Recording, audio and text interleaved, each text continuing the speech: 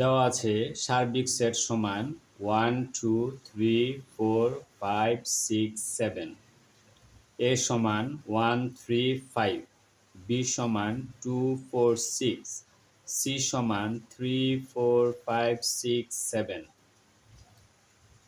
তাহলে left hand side এ সংযোগ B dot, R dot থাকলে আমরা জানি সূত্র হবে, কারণ ডট থাকলে সার্বিক সেট আসবে, তাহলে সার্বিক সেট মাইনাস এ সংযোগ বি।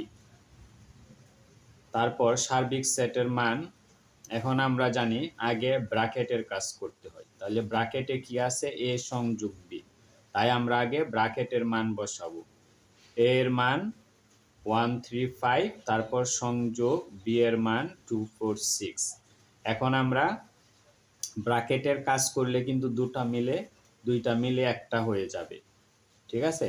তাই আমরা সার্বিক সেটের মান এখন এখানে বসায় দিব। এটার অঙ্কটা এইভাবে মনে রাখতে হবে, প্রথমে ব্র্যাকেটের মান বসাবো, তারপরের লাইনে এসে সার্বিক সেটের মান বসাবো, ঠিক আছে।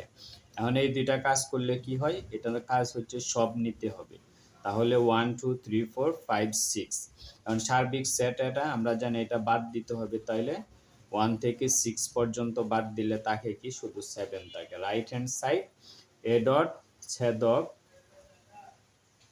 বি ডট, তাহলে এ ডটের সূত্র কি, ডট থাকলে কি হবে সার্বিক সেট মাইনাস এ, তার মানে যার উপরে ডট আছে তারে বাদ দিতে হবে, ছেদক আছে, তারপর বি ডটের সূত্র এটা।